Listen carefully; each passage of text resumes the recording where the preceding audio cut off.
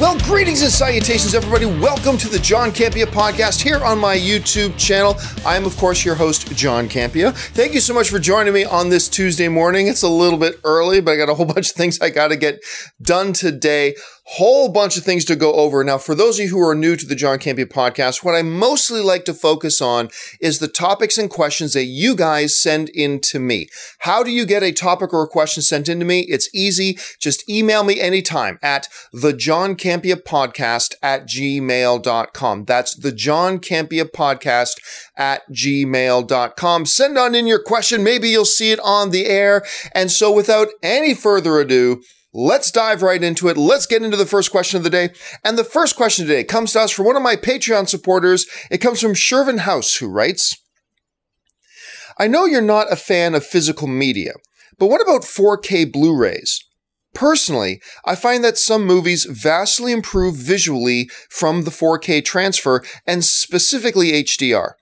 Are you open to trying out the new format? And also, why do you think is the holdup, or what do you think is the holdup when it comes to 4K movies on digital stores, such as iTunes, Google Play, etc.? Thanks, and bring on the filthy. Well, thanks a lot for the question, Shervin. And Shervin, as I mentioned, is one of my Patreon supporters. If you'd like to consider becoming one of my Patreon supporters, check out this link, and the link is also in the description of the video. Go check out my Patreon page. We've got audio-only versions of the podcast in audio podcast form for the Patreon supporters. We got an exclusive Facebook group. We've got team member chats and stuff like that. So go check it out, see if it's worth your while. But anyway, thanks a lot for the question, Shervin. Yeah, 4K is kind of like the new hotness. It's the new thing that's going out. Well, first of all, a lot of people still don't really know what 4K is. What is 4K? All right.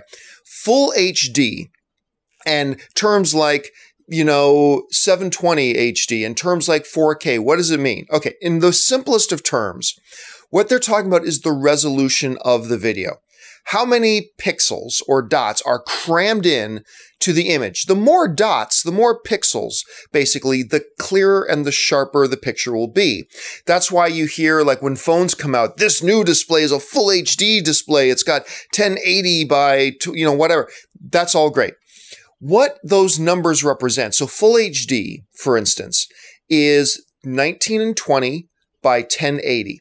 So if you measure the pictures going wide on your TV screen, it will have 1,920 pixels wide by 1,080 pixel or 1080 up and down deep. And that's how many pixels are in your full HD television display. So when you hear the term 1080, that refers to the number of pixels going up and down. 1080, 1,080, and going across on that is 1,920.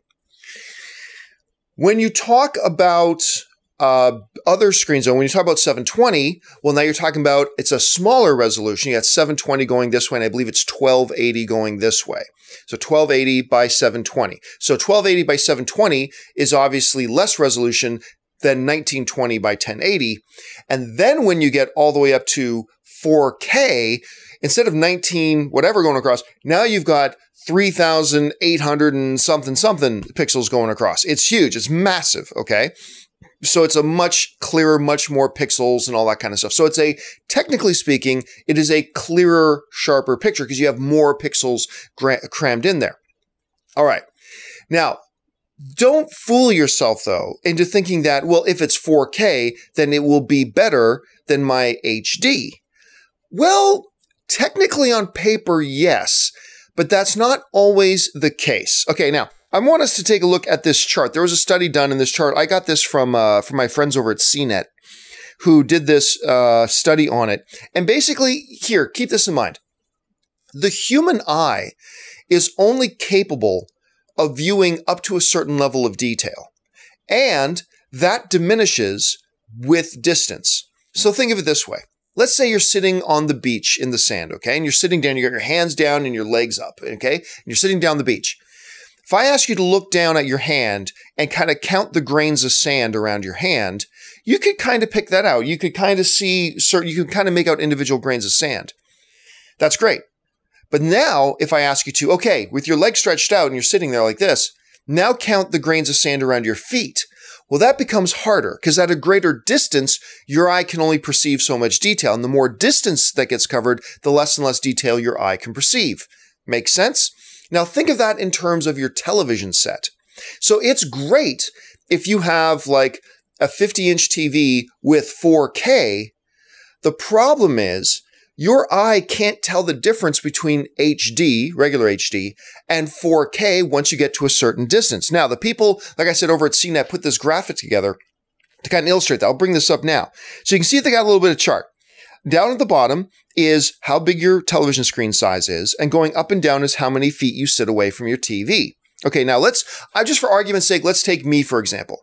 I sit approximately 15 feet. Where my sofa sits is approximately 15 feet from where my television is, okay? 15 feet. So, at 15 feet, let's start at this chart here. If I really wanted to be able to see the difference between an HD television set, which is what I currently have, I have a 1080 HD television set, and a 4K, I would have to be sitting, oh my goodness, how close do I got to be sitting? Sorry, I don't mean sitting. If sitting at 15 feet from my TV, I would need a television go all the way across to even begin to see the difference between an HD TV and a 4K TV. To even begin to see the difference, I would need a TV that is around 120 inches big. Now, I've got a 60-inch television hanging on my wall over my fireplace, and I think that's a pretty big TV. For me, sitting where I sit, to even notice the difference in 4K, I would need about a 120-inch television. I can't even fit a 120-inch television through my door, let alone anything else. Now, let's say you're not like me and you sit, like, say, 10 feet from your television. Well, okay, then to see the difference between your HD TV and that 4K TV, you're going to roughly need a 90-inch 4K television. So 4K becomes relevant the closer you sit to your TV and the larger the screen size. But if you're going to be like someone who just gets like a 50-inch television, which is a great size, I mean, you got to be sitting like 5 feet. 5 feet from your TV, 5, 6, 7 feet, and you might be okay. But anything more than that, and you just might as well have 1080. Now, one of the big problems with 4K right now, and 4K will eventually become the standard, but right now, one of the problems is there's not a whole ton of content available in 4K. I mean, the vast majority of content is not available in 4K. More and more is coming out all the time, absolutely. But it's kind of like when HD first came out. It's a double-edged sword. Not only do you have to have an HD capable, or in this case, a 4K capable TV, you have to have source material that's 4K. So you have to have a television network that's actually broadcasting in 4K. You have to have a Blu-ray that is in 4K. I mean, you can still watch your 1080, regular DVD or Blu-ray on it, and that's great, and that's fine, and that works great, but it's not full 4K. You have to have the 4K source and a 4K television, and it's taking a little while to catch on. Netflix is now streaming in 4K. They have a lot of options in 4K. More and more things like iTunes and Google and stuff like that, they're adopting 4K. It is coming slowly, though. I would say wait. If you're somebody who hasn't gotten 4K yet, I'd say wait. There's really no harm in waiting because you're not really going to experience the full benefits of 4K anyway unless you get a really big TV. So why not wait for the technology to get a bit older, and when technology gets older, the price point starts to come down. But not only that, wait for more and more content providers to start actually providing content that will be in 4K. Because like I said, right now there's not a whole ton of stuff. There's more and more every single day, but it's not the standard yet. So I think you'd be doing yourself a big favor if you just kind of wait a little while to pick up on the 4K trend. Anyway, thanks a lot for the question, man. All right, let's move on to the next question. And the next question comes to us from Koba. And Koba writes, with Logan being the movie where we last see Hugh Jackman and Patrick Stewart playing Logan and Charles, do you think we will ever see Ian McKellen play Magneto again and give his character a proper send-off? Well, thanks a lot for the question, Koba. Yeah, I mean, again, to me, I'm a broken record, I know. Logan is the best movie of the year. I think it might be the best performance Hugh Jackman's ever given. I think it might be the best performance Patrick Stewart's ever given in his long and decorated career. They were just outstanding, and it was a great send-off for both characters. I still think there's a chance Hugh Jackman shows up in a Deadpool movie. Whether it's a cameo or a bigger role, whatever, I still think there's a chance we're going to get to see Hugh Jackman in a Deadpool movie. But whatever, let's put that aside for a minute. So could they do that with Magneto? Could they have Magneto show up in another movie? Well, there's a couple of problems with that. You'd be having to figure out a way to have Ian McKellen's Magneto in a movie without Patrick Stewart's Charles Xavier. Because like I said, Patrick Stewart said, that's it, he's done. No more, he's been playing Professor Xavier for an awfully long time. He's done. Hugh Jackman is done. And he can't really put him in the new X-Men movies because they've got their own Magneto. They got Michael Fassbender, who's doing a wonderful job taking up the mantle that Ian McKellen established. So the question is, even if Fox wanted to give Magneto a send-off or Ian McKellen's Magneto a send-off, where do you do it? And do you compromise one of your other movies that does not include Magneto? Well, let's change our story just to accommodate the Magneto character. No, you should never do that. Story comes first and should take priority over all that kind of stuff. I kind of have a feeling when I go back and watch it that X-Men Days of Future Past was kind of Magneto's send-off. Because in X-Men Days of Future Past, we kind of see the redemption of Magneto. Because in X-Men Days of Future Past, him and Charles are now side by side. They're best friends again. And they have those conversations in X-Men Days of Future Past about all those wasted years we were fighting each other when we could have been changing the world. And I always kind of felt like that's the perfect send-off. And ultimately, Magneto dies in that movie, protecting the rest of the team and protecting the mission. So to me, it feels like they already have given Ian McKellen's Magneto his send-off. And now they're focusing on Michael Fassbender's Magneto. And if that's the case, that was his send-off, I'm good with it because I thought it was a great send-off. It's Magneto coming full circle from hero to villain to misunderstood back to hero again. And it kind of completes his hero's journey. And if Days of Future Past was his swan song, that's great. If they do come up with another movie where it makes sense for the story to have him back, I'm all for that too. I'll be thrilled. I'll be ecstatic. That'd be great. But I just don't kind of see it happening. All right. Thanks a lot for the question, Koba. All right. The next question today comes to us from Joshua Toussaint, who writes, "Hi, John. Loving the channel. Thank you so much, Joshua.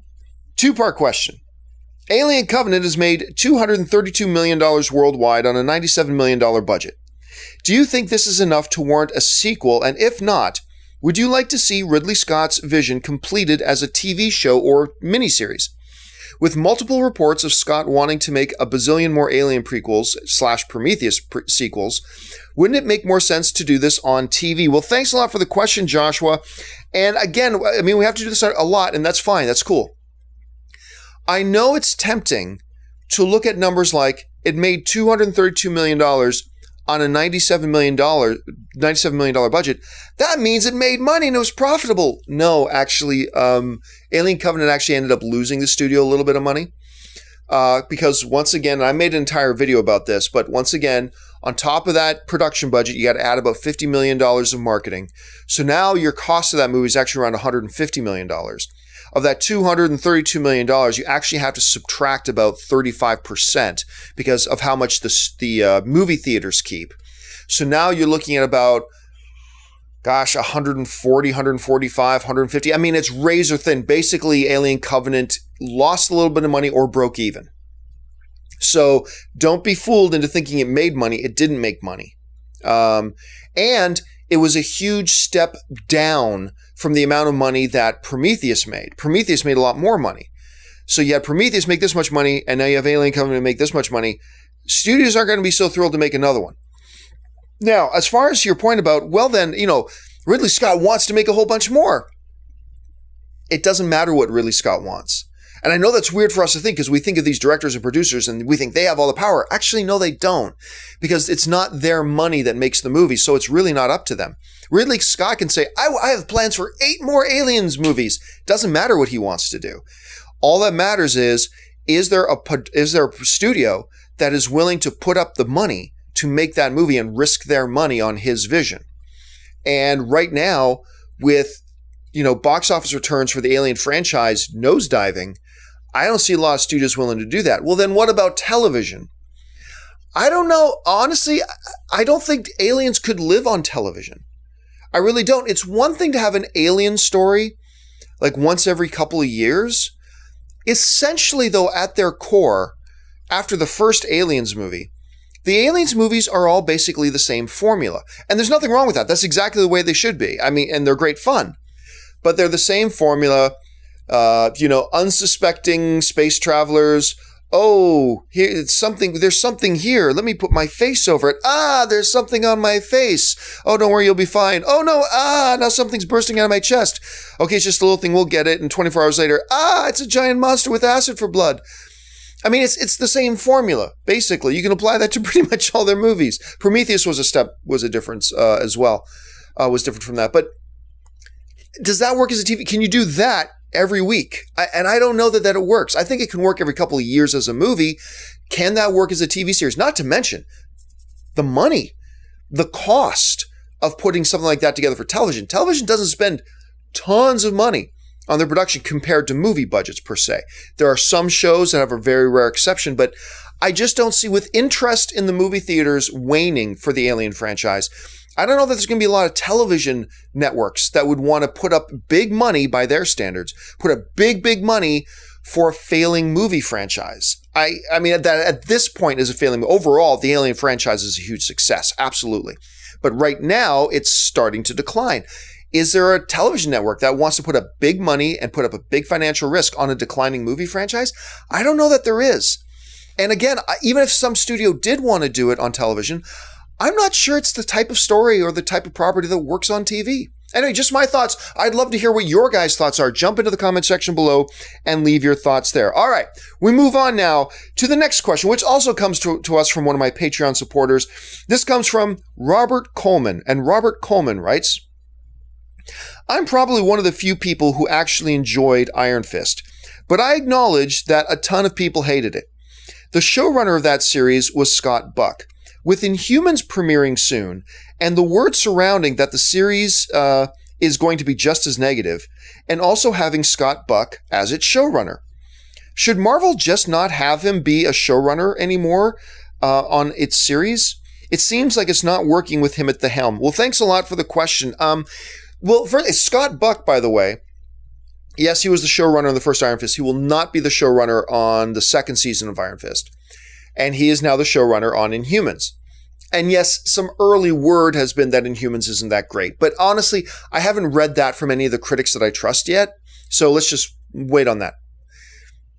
Scott Buck got a big name because he was one of the showrunners of Dexter. Now, before you get too excited, he was the showrunner of the last couple of seasons of Dexter. And a lot of people hated the last season of Dexter. So then he did Iron Fist. I'm glad you like Iron Fist, man. That's awesome. I celebrate that you liked it.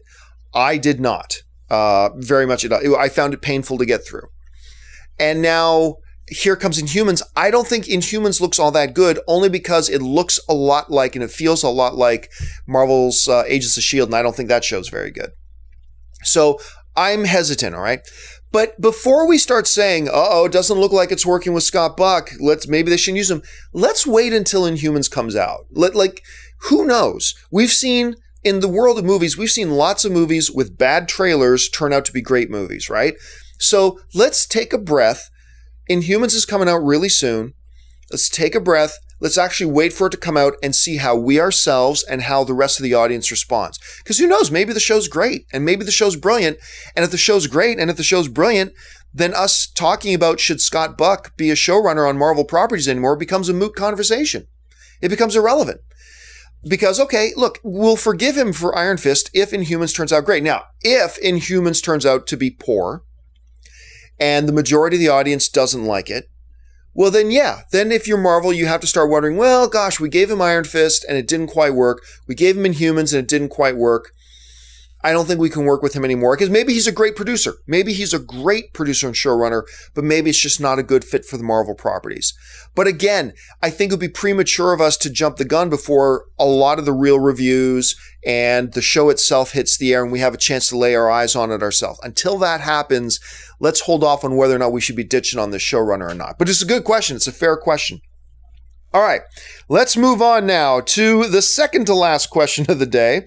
This one comes to us from Jenna Rodriguez, and Jenna Rodriguez writes, I saw in the news that Ed Skrein quit the Hellboy movie because of whitewashing. I respect his decision, but why were people making a big deal out of it? Today, we see lots of white character roles go to black actors, which I think is fine, but no one says anything. A white actor gets a role and everyone freaks out.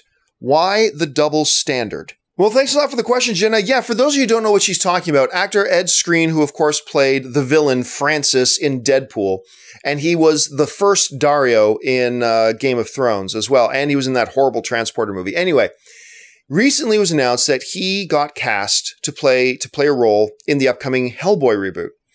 Then yesterday, he announced that he was stepping down. The reason he was stepping down was the character he was cast to play was an Asian character. And so clearly they were going to make him a white character in the movie. So there was a bit of an uproar over that. He wrote this big letter saying, hey, when I accepted the role, I didn't realize the character in the comics was Asian. I think it's important that, we have inclusivity with different, demographics and people groups getting roles. So I'm going to step down out of the movie so that the role can be cast basically with an Asian actor. And he stepped down. A lot of people applauded him for that and all that kind of stuff. And it got a lot of people talking about, should it matter? Should it matter? Whether, a character who is one race or whatever in a comic book or in a novel or in whatever is a certain race, does it matter then do they have to be that race or that color or that gender when we make a movie version of it? Because it's a different version of the story. Generally speaking, my attitude as an audience member, okay, not as a producer, but my attitude as an audience member is, I don't care. All I care about as an audience member, as a viewer, is give me a good actor in a role, make the role make sense, and make it a part of a good movie. If you do all that, I really don't care if the lead is black or white or Latino or Pakistani or Asian or whatever, okay? It just does not matter to me. Generally speaking, you want Michael B. Jordan playing the Human Torch? Great, Michael B. Jordan's a good character. Yeah, Human Torch is a white character in the comic books, but who cares? This is the movie. This isn't the comic book. That's fine.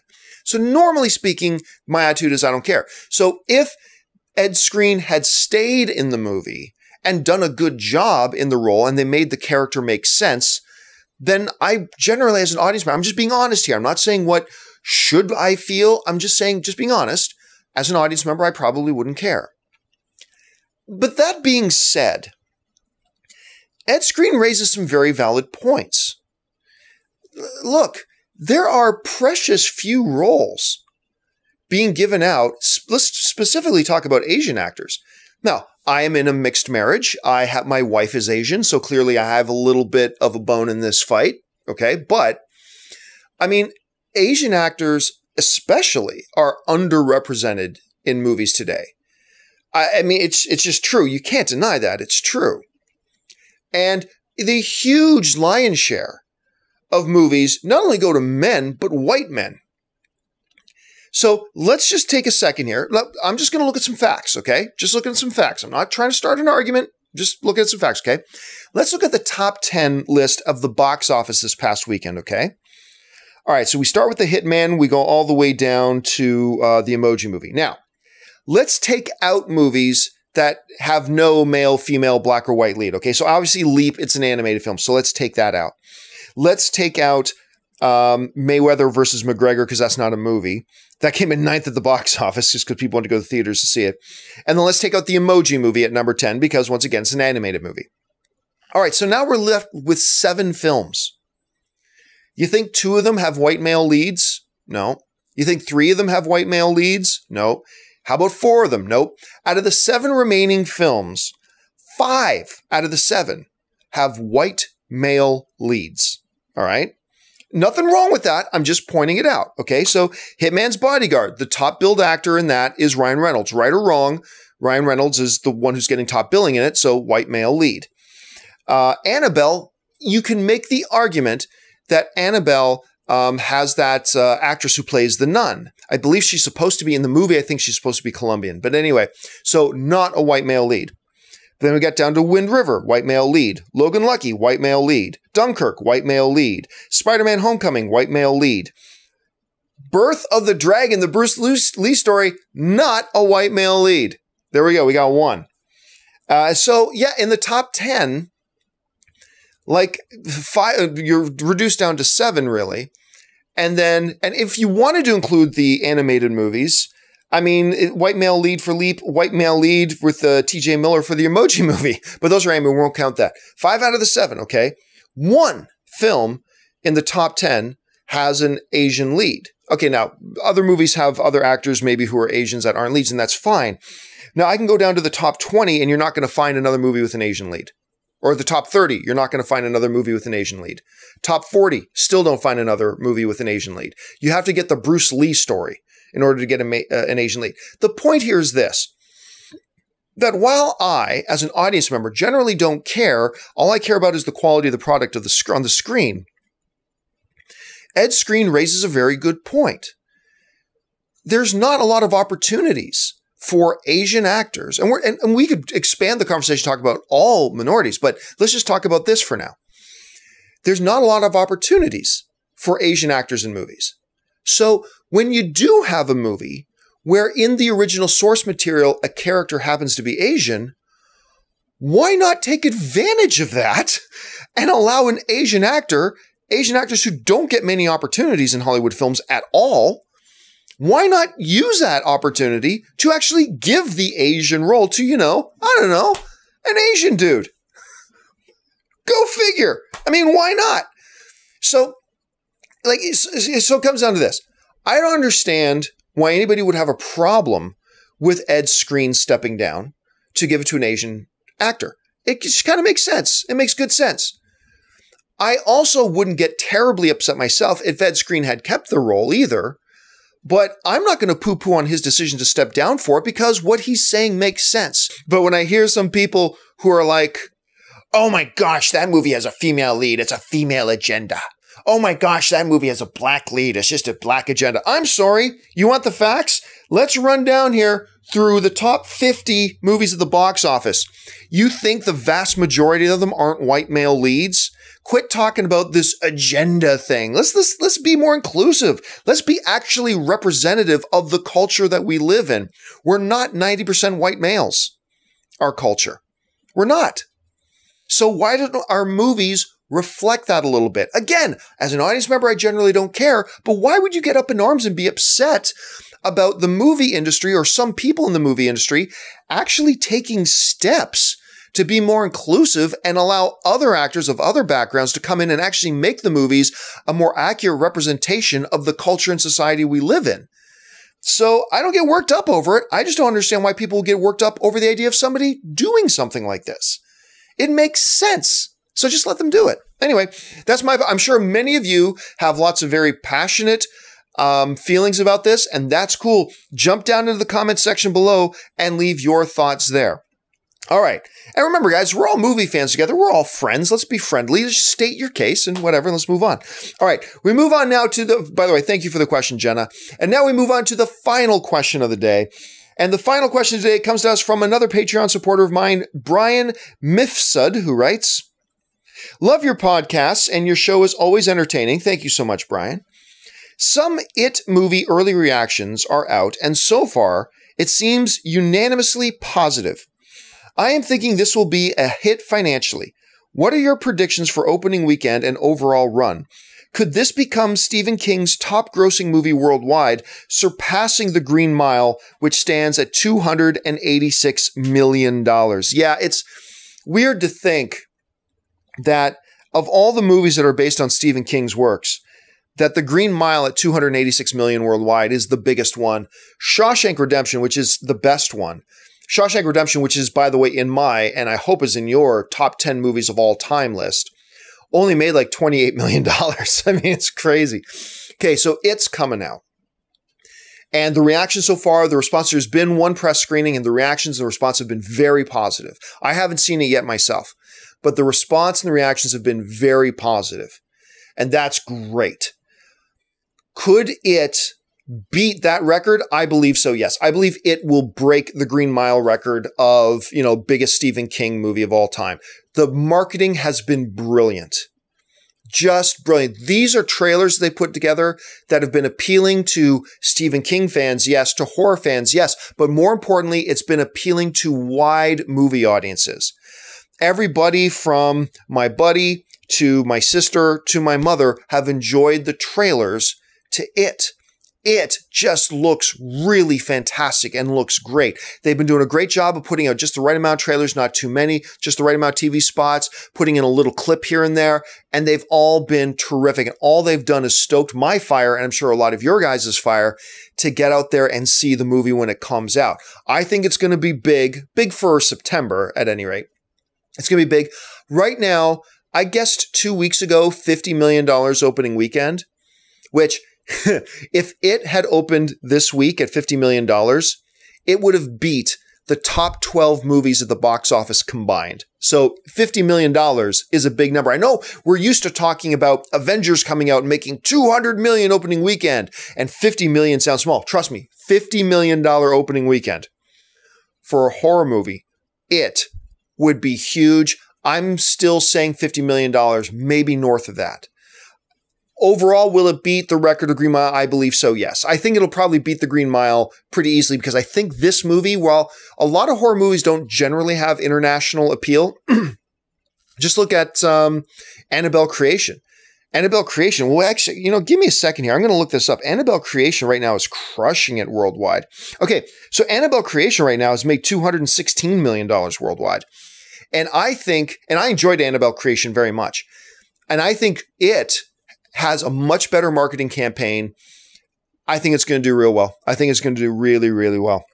All right, guys, that'll do it for this installment of the John Campea podcast. Thank you so much for joining me. Listen, I want to remind you one more time, check out that link in the description about my Patreon page. Go check it out, see if it's for you.